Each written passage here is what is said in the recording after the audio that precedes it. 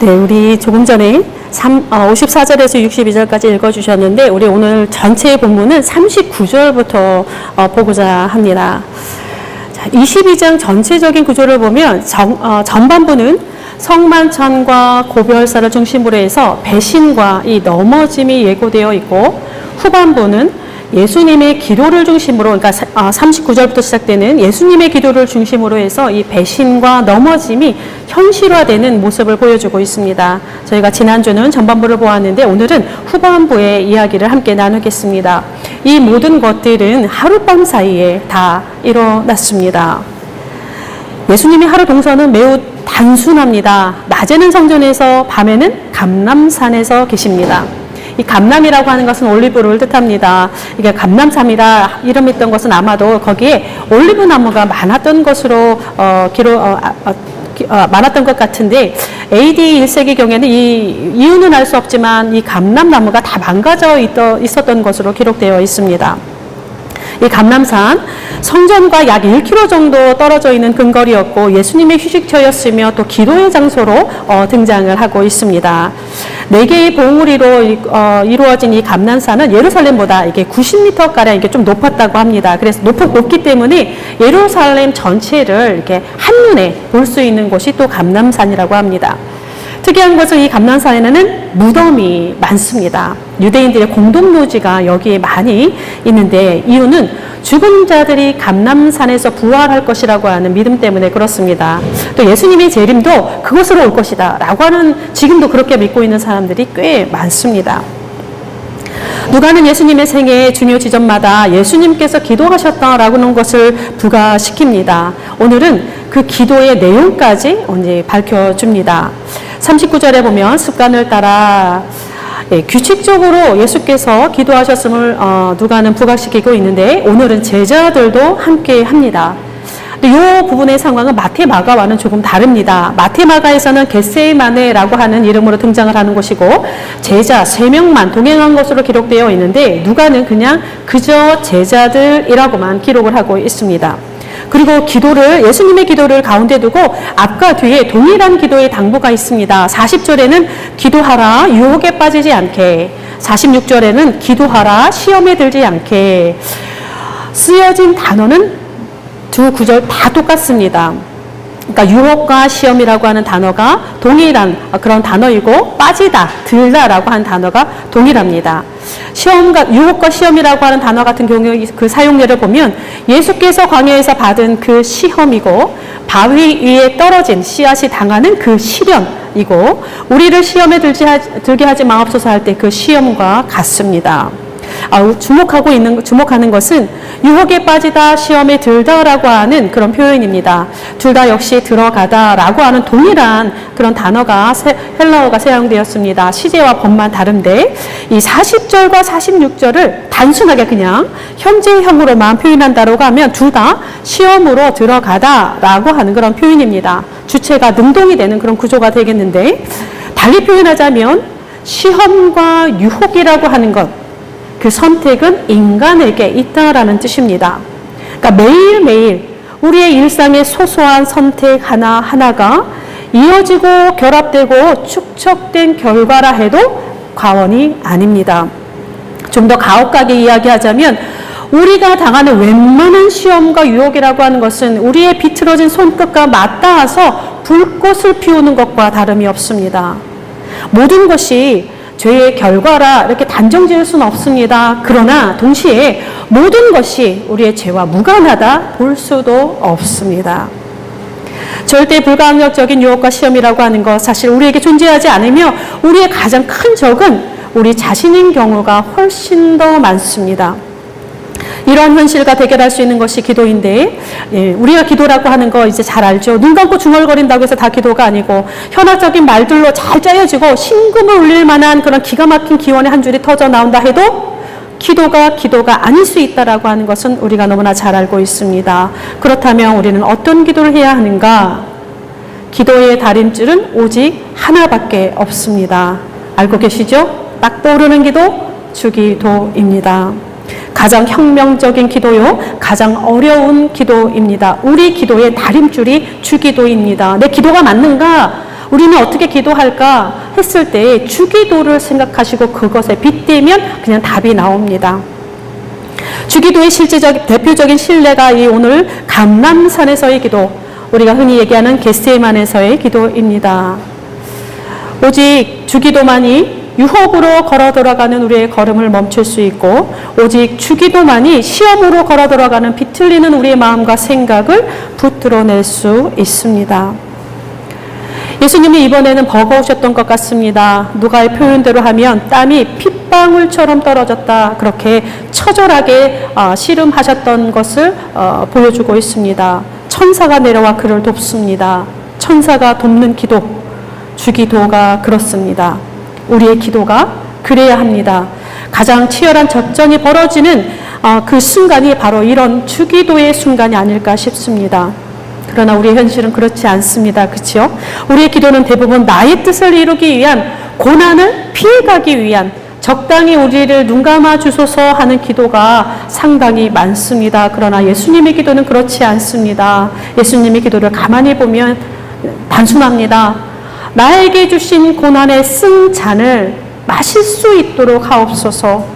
고통 중에라도 완주하게 하옵소서. 하나님의 부재, 영혼의 어두운 밤을 견디게 하옵소서라고 하는 것이 주님의 기도입니다. 나의 뜻이 아니라 아버지의 뜻을 이루기 위해서입니다. 기도를 마친 예수님을 향하여 무리가 성큼성큼 다가옵니다. 때는 밤입니다. 밤이라고 하는 표현이 굉장히 무겁게 다가오는데, 바로 백성들이 흩어지는 시간, 각자 집으로 다 돌아갔을 시간을 기다린 것 같습니다. 왜냐하면 백성들 자체가 예수님의 울타리 역할을 했기 때문에 그렇습니다. 지금 계속 예수님을 붙잡고자 했으나 눈치를 봤던 것이 백성들 때문이다라는 표현이 반복해서 나왔습니다. 다가온 무리의 구성원을 보니까 대제사장들과 성전의 경비 대장들, 그리고 장로들입니다. 하나같이 지체 높으신 양반들 뿐입니다. 사람 하나 잡아가겠다고 어둠을 방패 삼아서 은밀히 움직이는 모양새가 그 직위와 걸맞지 않게 조금은 못나 보이기도 합니다. 게다가 예수께서 무력을 행사한 적도 없고 제자들이 어떤 군사훈련을 받은 것도 아닌데 그 무리의 손에는 험악한 죄인을 포박하려는 듯 검과 몽치가 들려 있었다. 누가는 그렇게 증언합니다. 어이없는 것은 앞장서는 이가 바로 주의 제자라는 사실입니다. 또 예수님 한편을 보겠습니다. 한 제자는 그쪽 편에 예수님을 잡으려고 하는 그 편에 앞잡이가 되어서 오고 있고, 다른 한쪽은 또 폭력으로 응대합니다. 하나는 내어주려고 하고 다른 하나는 지키려 합니다. 마태, 마가와는 달리 이 누가의 정황을 보면 감람산 기도 현장에, 그리고 예수님을 잡으러 오는 현장에 모든 제자들이 함께 있었던 것처럼 보여지는데, 체포 현장 속에서 유다의 이름만 거론되어지고, 또 조금 더 가면 베드로의 이름만 나옵니다.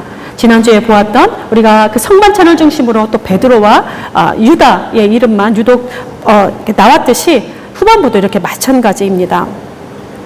그리고 나서 이제 무대는 바뀝니다. 대제사장의 집입니다. 예수님은 어딘가에 갇혀 있는 것 같이 보여질 않습니다. 이제 스포트라이트를 받는 것은 베드로 한 사람뿐입니다. 예수님도 없고 유다도 없고 다른 제자들도 보이지를 않습니다.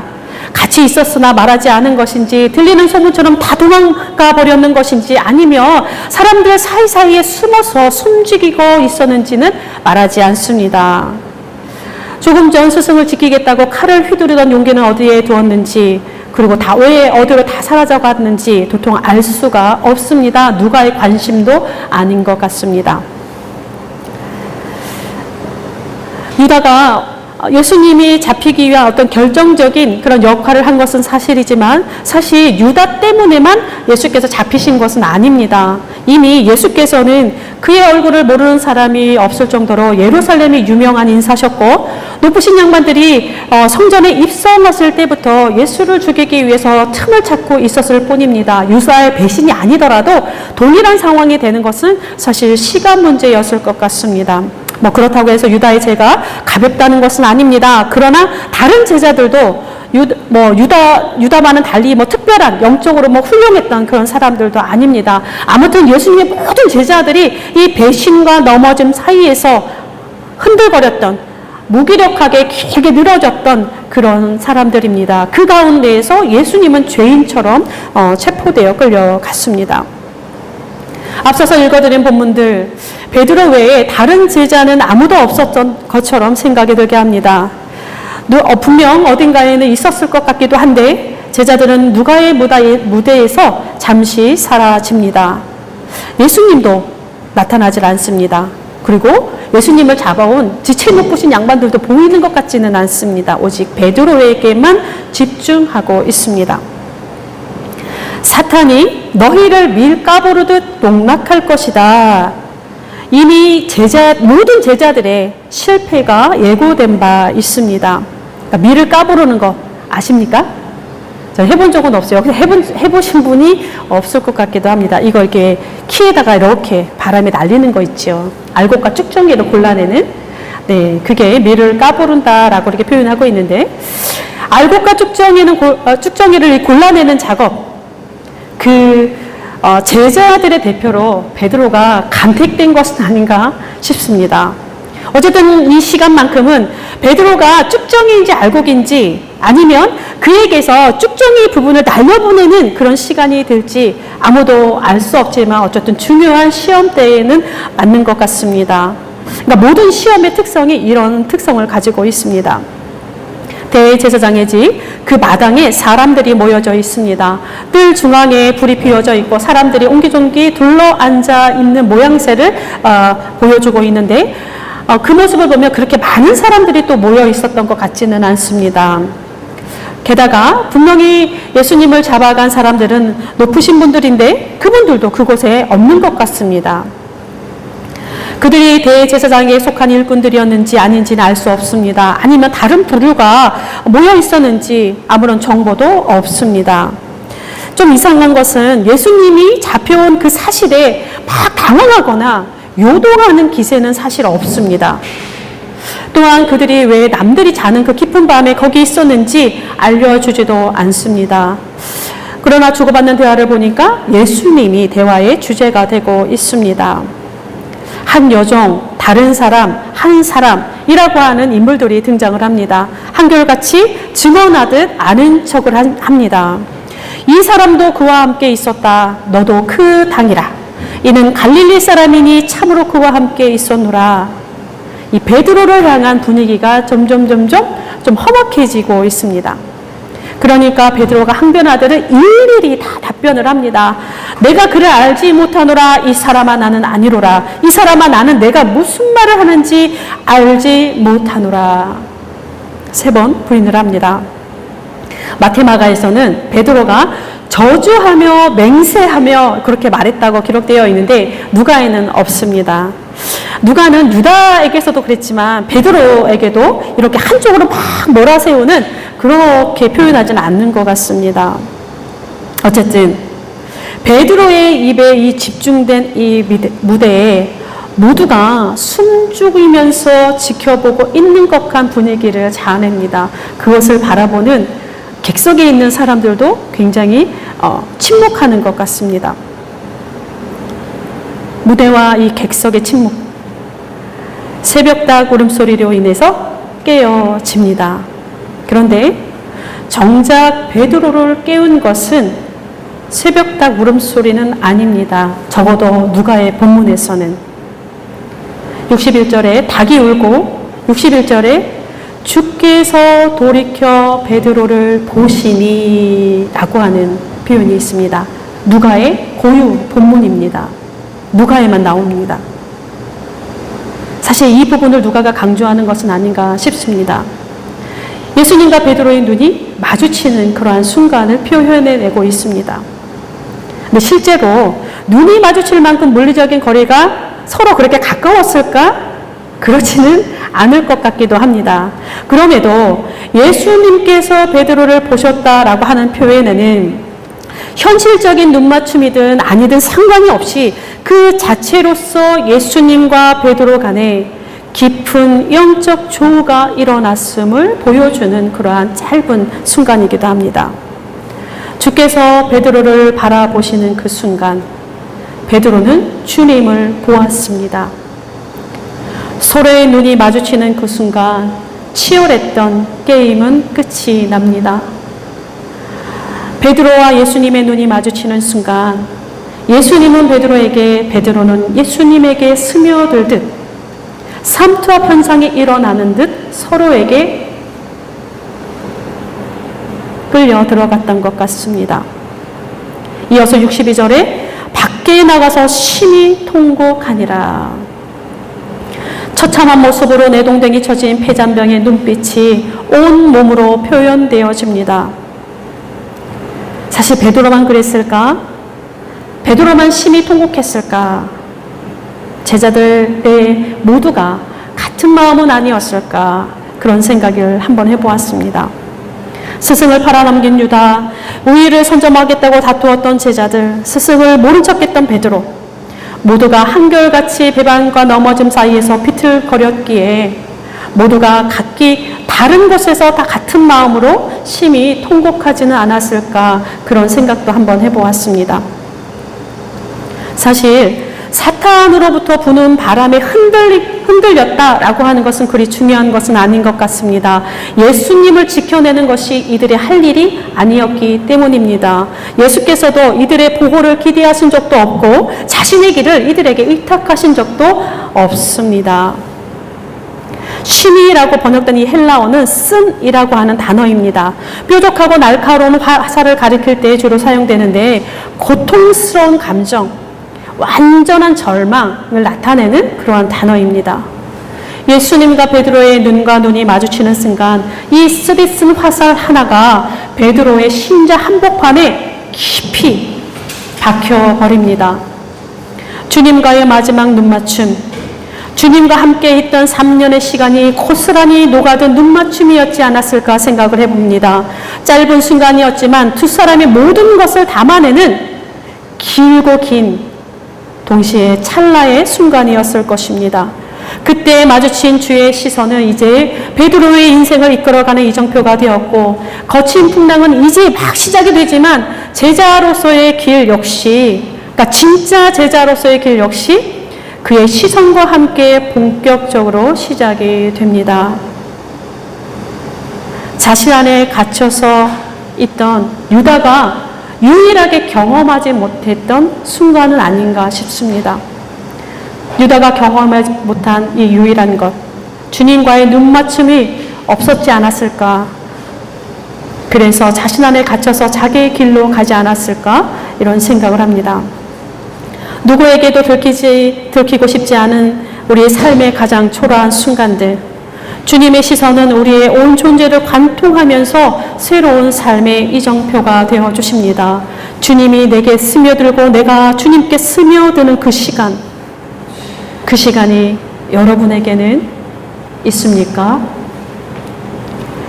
우리 각 사람에게도 이러한 주님과의 눈맞춤이 있었으면 좋겠습니다. 어쩌면 이미 경험하신 분이 있는지도 모르겠습니다.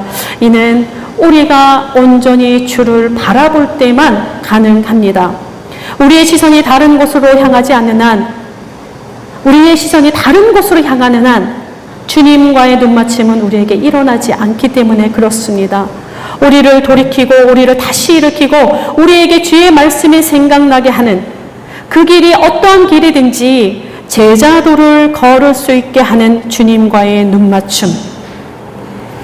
주님의 이 시선은 남겨진 자기가 없는 시간을 살아가야 되는 제자들에게 주신 마지막 선물과도 같습니다. 이러한 주님의 시선을 사모하고 주님과의 눈맞춤을 사모하는 우리의 한 주간이 되었으면 좋겠습니다. 기도하겠습니다. 늘 우리에게서 시선을 떼지 않으시는 주님, 우리의 눈도 주님을 바라보게 하옵소서.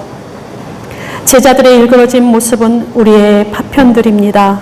주님, 우리를 불쌍히 여기시며 우리의 시선이 길을 잃지 않도록 도와주옵소서. 예수 그리스도의 이름으로 기도드립니다. 아멘.